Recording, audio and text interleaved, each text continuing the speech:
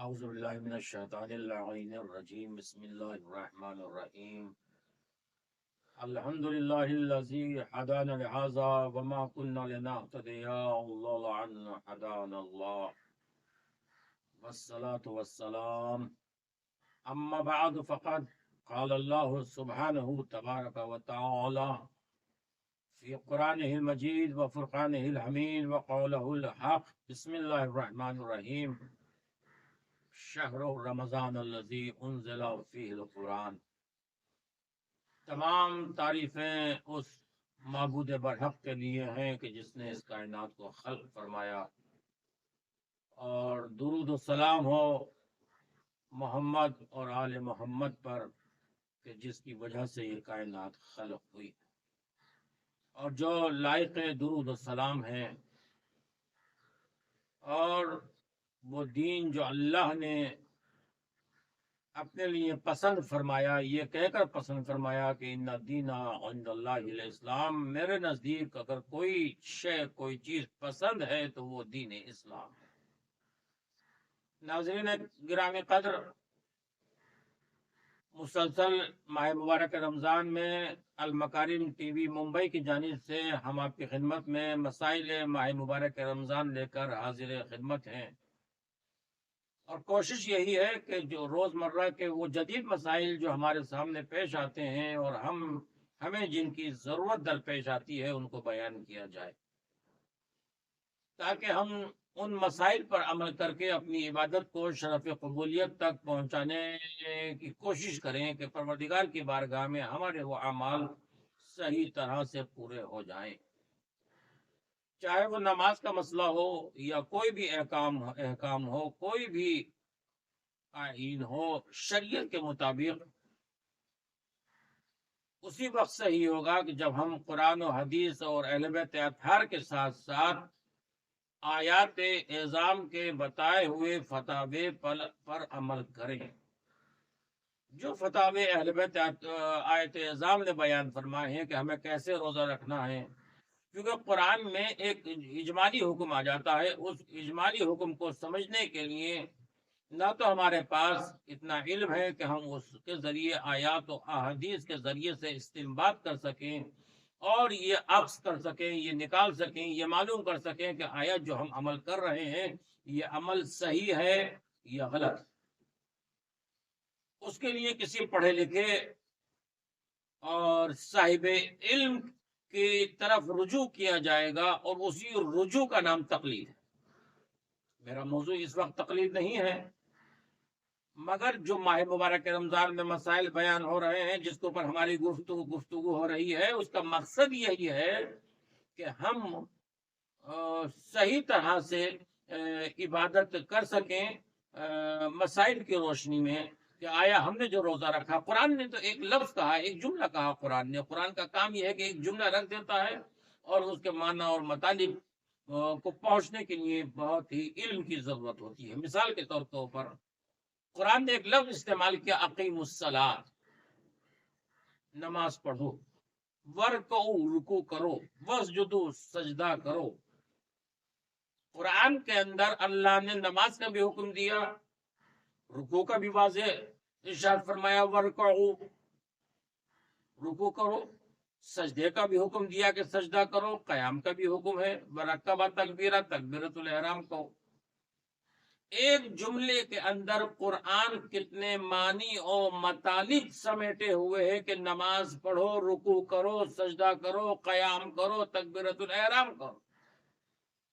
یہ سب احکام قرآن ہیں جو قرآن کے اندر اللہ نے بیان کیے ہیں، لیکن ان سب کو سمجھنے کے لیے ہمیں اتنا علم چاہیے کہ ہم سجدہ پہلے کریں یا رکوع پہلے کریں یا قیام پہلے کریں، کون سا عمل پہلے کریں۔ اگر کوئی شخص سجدہ کر لے اور پھر رکوع کرے اور اس کے بعد قیام کرے اور پھر تکبیرۃ الاحرام کہے، کیونکہ قرآن کے اندر سجدہ بھی ہے، رکوع بھی ہے، تشہد بھی ہے، تکبیر بھی ہے، تو وہ یہی کہے گا کہ ہم نے قرآن کے بتائے ہوئے احکام پر تو عمل کر لیا، ہم نے سجدہ بھی کیا، رکوع بھی کیا، تکبیر بھی کہی، لیکن دراصل اس کی یہ عبادت اللہ کی بارگاہ میں قبول نہیں ہوگی، اس لیے کہ نماز کا تو حکم ہے، کس طرح سے پڑھنی ہے یہ رسول بتائیں گے، آل رسول بتائیں گے، یا اب جو شک وارد ہوتا ہے مسائل جدید میں وہ آیت اعظام بتائیں گے کہ ہم نے اگر 3 رکعت پڑھی ہے تو اس کا حکم کیا ہے، سجدہ زیادہ کیا ہے تو اس کا حکم کیا ہے۔ یہ میں ایک مثال دی آپ کی خدمت میں، کیونکہ میرا ٹاپک اس وقت مسائل ماہ مبارک رمضان ہے۔ اسی طرح سے کتب علیکم الصیام، خداوند عالم ارشاد فرما رہا ہے کہ ہم نے تمہارے اوپر روزے کو واجب کر دیا، جس طرح سے پہلے واجب قوم کو اوپر واجب کیا تھا۔ یہ حکم آیا قرآن کے اندر کہ روزہ رکھو۔ اب روزے رکھنے کے اندر جو مسائل پیدا ہوں گے ان مسائل کے حل کے لیے بھی تو کوئی صاحب علم ہونا ضروری ہے، جو قرآن اور حدیث اور روایات کی روشنی میں یہ مسئلہ بیان کر سکے اور بتا سکے کہ تمہیں جو شک وارد ہوا ہے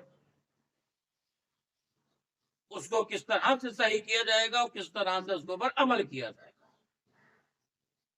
اسی میں سے آج ہم جو مسائل متفرق بیان کریں گے آپ کی خدمت میں، کہ شک کی صورت میں یا گمان کی صورت میں یا یقین کی صورت میں اگر روزہ باطل ہو جائے تو اس کا حکم کیا ہے، اس کا احکام کیا ہے، اس کا کفارہ کیا ہے یا صرف قضا ہے۔ قرآن نے صرف ایک لفظ رکھا کہ تم روزہ رکھو، تمہارے پر روزے کو واجب قرار دیا گیا ہے، یا یہ کہا قرآن نے کہ روزے کو رکھو اذان صبح سے اور اذان مغرب تک۔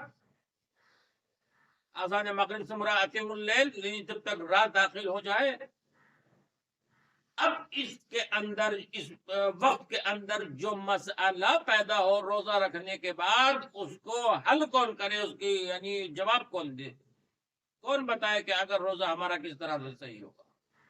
انہی بات کو لے کر، انہی سب باتوں کو لے کر ہم آپ کی خدمت میں حاضر ہوئے ہیں اور یہ بتانا چاہتے ہیں ان مسائل جدید کے ذریعے سے کہ اگر اس قسم کا کوئی مسئلہ درپیش آ جائے تو ہمیں کیا کرنا چاہیے۔ اسی میں سے ایک مسئلہ یہ ہے کہ اگر کوئی شخص ٹھنڈک پہنچانے کے لیے ماہ مبارک رمضان کا روزہ ہے اور گرمی بہت زیادہ ہے، وہ یہ چاہتا ہے کہ ٹھنڈک پہنچانے کے لیے ہم اپنے دہن میں پانی کو لیں اور پانی اپنے منہ میں رکھے تو ظاہر ہے گلا تر ہوگا تو تھوڑا ہمیں سکون ملے گا۔ جیسے بہت زیادہ گرمی میں روزے آتے ہیں تو اکثر لوگ یہ سوچتے ہیں، یا کوئی مقصد ہی نہیں ہے۔ پہلی بات تو یہ کہ مقصد یہ ہے کہ ہم ٹھنڈک پہنچانے کے لیے، گرمی بہت زیادہ ہے، ہم سے برداشت نہیں ہو رہی گرمی، لہذا ہم نے پانی کو منہ میں لیا، یہ مقصد ہوا۔ یا بغیر کسی مقصد کے ہم نے منہ میں پانی لے لیا اور اب منہ میں پانی لے کر ہم اسے گھما رہے ہیں، پانی کو لے کر ہم منہ کے اندر اسے گھما رہے ہیں تاکہ حلق میں ٹھنڈک پہنچے اور ہمیں ٹھنڈک محسوس ہو۔ ہمارا قصد اس پانی کو پینے کا نہیں ہے بلکہ ٹھنڈک پہنچانے کا ہے، یا بغیر کسی مقصد کے ہم نے ویسے ہی منہ میں پانی لے لیا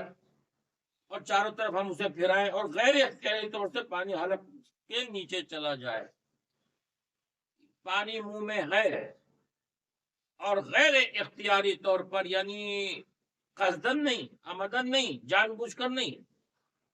غیر اختیاری طور سے وہ پانی حلق کے اندر چلا گیا۔ اب آپ بتائیے کہ روزہ کیا ہوگا، روزہ صحیح ہے یا غلط؟ انہی مسائل کے لیے، انہی باتوں کے لیے ہمیں مرجع وقت کے تقلید کی ضرورت درپیش آتی ہے۔ آج جو آیات اعظام اس دنیا میں موجود ہیں وہ ان مسائل کا حل ہمیں بتا رہے ہیں کہ ہم نے پانی کو منہ میں لیا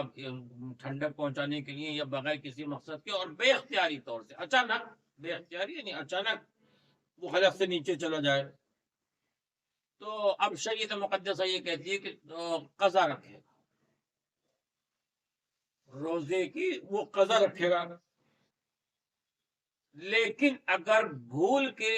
اسے یہ بات کا دھیان ہی نہیں رہا کہ ماہ مبارک رمضان ہے اور میں روزے سے ہوں، اور اس نے منہ میں پانی لے لیا اور پانی بے اختیار وہ گھمانے لگا اور بے اختیار پانی وہ حلق سے نیچے اتر گیا بھول سے۔ اب ایسی صورت میں قضا نہیں ہے، یعنی ایسی کنڈیشن میں اس کو قضا نہیں کرنی ہے۔ دو صورتیں ہوئی، ایک مسئلے کے اندر دو صورتیں آپ کے سامنے۔ ایک تو ہم ٹھنڈک پہنچانے کے لیے پانی کو منہ میں لے رہے ہیں اور بے اختیار پانی حلق سے نیچے چلا گیا، آپ کے اوپر روزے کی قضا ہو۔ لیکن اگر بھول کر یا بھول کر نہیں، ہم وضو کرنے بیٹھے پانی کو چنگل میں دیا اور مستحب ہے کلی کرنا، ہم نے کلی کر رہے ہیں، ہم کلی کرتے کرتے پانی کو منہ میں گردش دے رہے ہیں، گھما رہے ہیں، اور وہ پانی بے اختیار طور سے حلق سے نیچے چلا گیا۔ ایسی صورت میں قضا واجب نہیں ہے، آپ کو روزے کی قضا نہیں کرنی ہے، کیونکہ آپ نے بھولے سے ایسے کیا ہے، اور بھول کا اور سہو کا شریعت آپ کے اوپر کوئی کفارہ نہیں رکھتی، کوئی قضا نہیں ہے۔ آمدن اور بات ہے، بے اختیاری الگ ہوتا ہے، اور یہاں بھول کر آپ نے پانی کو حلق سے نیچے آپ کے چلا گیا ہے، لہذا ایسی صورت میں قضا بھی نہیں ہے۔ اسی طرح سے اگر بہنے والی چیزوں کے علاوہ کسی چیز کو منہ میں رکھے اور بے اختیار منہ میں وہ چیز چلی جائے، کوئی ایسی چیز تھی جو بہنے والی ہے اور بہنے والی چیز اس نے منہ میں رکھی اور وہ اچانک منہ کے اندر چلی گئی، گلے کے نیچے اتر گئی، یا ناک میں پانی ڈالتے وقت بے اختیار پانی پیٹ میں چلا جائے، کوئی شخص ناک میں پانی ڈال رہا ہے اور وہ پانی بے اختیار حلق کے اندر نیچے چلا گیا، تو ایسی صورت میں بھی قضا واجب نہیں ہے۔ ایسی کنڈیشن میں بھی قضا کو نہیں کیا جائے گا، روزہ قضا نہیں ہوگا، کیونکہ آپ نے آمدن نہیں کیا ہے، سہون آپ سے یہ بات ہو گئی ہے، آپ روزے کی حالت میں ہیں، آپ کا روزہ صحیح ہے، روزے کی قضا بھی نہیں ہے، کیونکہ وہ بھول سے چلا گیا۔ بھول سے تو سہل طریقے سے، میں نے اس سے پہلے والے مسائل میں عرض کیا تھا کہ اگر آپ نے کھانا کھا لیا اور کھانا کھانے کے بعد اگر آپ بھول گئے کہ میرا روزہ ہے یا ماہ مبارک رمضان ہے، اور فوراً یاد آئے، بس جیسے ہی یاد آئے آپ کے منہ میں دہن میں جو لقمہ ہے اس کو باہر نکال دیجئے، پانی کا گھونٹ جو آپ کے منہ میں ہے اس کو باہر نکال دیجئے، روزہ آپ کا صحیح ہے۔ کیونکہ بھول سے آپ نے ایسا کیا ہے، وہ آپ کے اوپر واجب نہیں ہے، قضا واجب نہیں ہے۔ اسی طرح متفرق مسائل ہے آپ کی، میں نے ابھی یہ بیان کیا، پانی اگر منہ میں چلا گیا تو کیا ہوگا اور بے اختیار۔ اسی طرح سے باپ کسی انسان اس دنیا سے چلا گیا، یوں تو واجبات جو انسان کی زندگی میں چھوٹ جاتے ہیں، نماز ہے، روزہ ہے، اگر مستطیع تھا حج نہیں کیا، حج بھی واجب ہے تو حج بدل بھی اس کو کرانا ہوگا، یہ تمام باتیں عائد ہوتی ہیں بڑے بیٹے کے اوپر۔ جو بڑا بیٹا ہے وہ اس کے عبادات کو انجام دے گا، خود کرے گا یا اجیر کسی کو بنائے گا اجرت کے اوپر۔ اسی طرح سے متفرق مسائل میں سے یہ ہے کہ باپ کے مرنے کے بعد بڑے بیٹے کو چاہیے کہ اس کے روزوں کی قضا کرے، کیونکہ یہ ماہ مبارک رمضان ہے اور یہ ہمارا سلسلہ ہے روزوں کا، اسی کی وجہ سے میں آپ کی خدمت میں یہ بیان کر رہا ہوں کہ باپ کے مرنے کے بعد بڑے بیٹے کے اوپر واجب ہے کہ اپنے باپ کے قضا روزے رکھے، جس طرح سے قضا نماز انجام دیے، یا تو خود انجام دے، یا اگر خود انجام نہیں دے سکتا، کوئی عذر ہے تو وہ پیسے دے کر کسی کو اجیر بنا کر اجرت کے اوپر اپنے والدین کی قضا عبادات کو پورا کرائے۔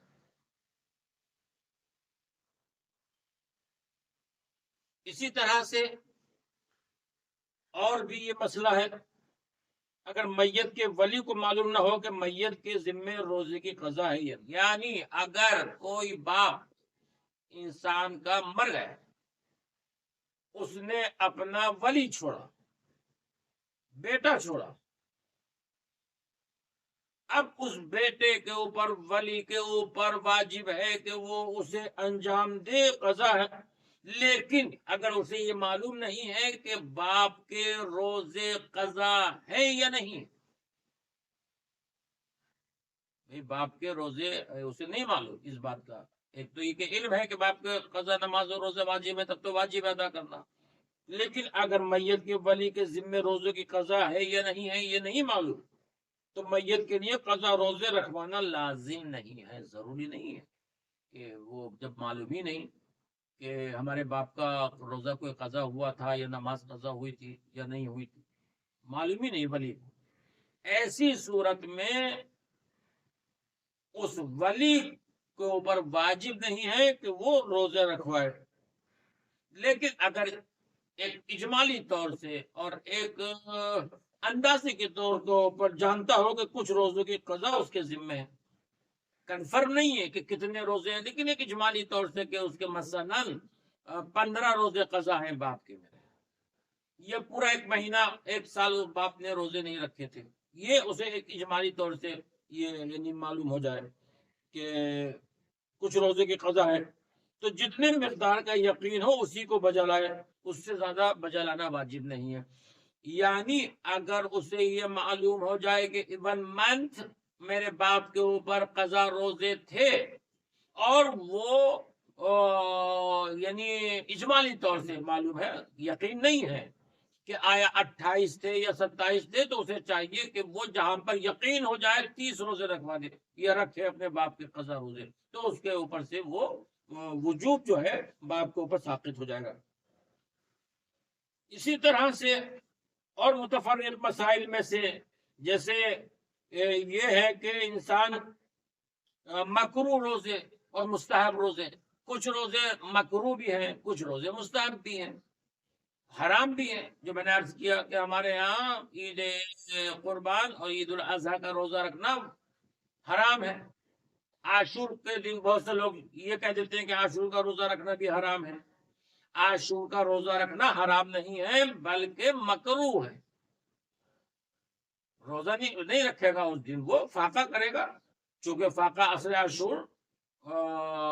کھولا جاتا ہے، لہذا وہ حرام نہیں ہے. صرف عید اور قربان کا روزہ جو ہے وہ ہمارے یہاں حرام ہے. بہت سے روزے مستحب ہیں، بہت سے روزے مکروہ ہیں، جو انشاءاللہ آئندہ آپ کی خدمت میں وہ بیان کیا جائے گا کہ کتنے روزے واجب ہیں، کتنے روزے مکروہ ہیں، مستحب کیا ہے. کیونکہ ان مسائل کا جاننا ہمارے لیے بہت ضروری ہے اور ہمیں چاہیے کہ ہم ان مسائل کو جانیں. اگر روزہ نہیں رکھ سکتے کسی مجبوری کے تحت، بشرطے کہ عذر شرعی واقع ہو، بشرطے کہ صحیح ہو کہ ہم اس قابل نہیں ہیں کہ ہم روزہ نہیں رکھ سکتے، ہمارا جسم اتنا توانا نہیں ہے کہ ہم روزہ رکھیں، اور ضعیفی کی وجہ سے، بڑھاپے کی وجہ سے یا بیماری کی وجہ سے یا اور کسی عذر شرعی کی بنا کے اوپر روزہ نہیں رکھ سکتے ہیں، تو ہمارے لیے ضروری ہے کہ ہم ایک متام فقیر کو دیں اور مسکین کو دیں. بہتر یہ ہے، اہبت یہ ہے، تمام مراجع کرام کا اس سلسلے میں متفق علیہ فیصلہ یہ ہے کہ 750 گرام گیہوں دے یا جو چیز اس کے وہاں کھائی جاتی ہو اس کو دے، آٹا دے دے، جو دے، یا جو چیز بھی مستعمل ہے. اب گیہوں زیادہ تر کھایا جاتا ہے تو ہمیں چاہیے 750 گرام گیہوں کے حساب سے. یہ ضروری نہیں کہ ایک ہی فقیر کو دیا جائے، بہتر ہے کہ ایک کو دیں، لیکن متفرق فقیروں کو بھی آپ دے سکتے ہیں. مثلاً 10 دن کا کفارہ آپ نے ایک فقیر کو دیا، اگلے 10 دن کا کسی اور فقیر کو دیا، اگلے 10 دن کا آپ کسی اور کو بھی دیں. اور یہ ضروری نہیں کہ پہلے شروع ہی میں آپ نکال دیں کہ آپ یہ سوچیں کہ پہلی اور دوسری تیسری رمضان میں ہم روزہ نہیں رکھ پائیں گے لہذا پہلے کفارہ نکال دیں، بلکہ ماہ مبارک رمضان کا ایک عاشرہ 12 دن 15 دن گزرنے دیں، اس کے بعد کفارہ نکالیں. وآخر دعوانا والحمد للہ رب العالمین. یا اللہ تجھے واسطہ اہل بیت اطہار کی عزت و عظمت، اس ماہ کی برکت کا واسطہ ہمارے گناہ کبیرہ اور صغیرہ کو معاف فرما. پروردگارہ جہاں جہاں جو لوگ ان مسائل سے استفادہ کر رہے ہیں، میرے معبود جو لوگ دیکھتے ہیں ان سب کی شرعی دینی مرادیں پوری فرما. یا اللہ تجھے واسطہ اہل بیت اطہار کی عزت و عظمت کا جو مشکلات میں ہوں ان کی مشکلات کو دور فرما، جو بیمار ہیں انہیں صحت کاملہ عطا فرما. یا اللہ بہت سے لوگ ہاسپٹل میں ہیں ان سب کو جلد سے جلد شفا عاجلہ عطا فرما دے. ہمارے مرحومین جو اس دنیا سے جا چکے ہیں ان سب کی مغفرت فرما دے. آیت اعظام کا سایہ ہمارے سروں پر برقرار فرما. امام کے ظہور میں تعجیل فرما، ہمیں ان کے ناصروں میں شمار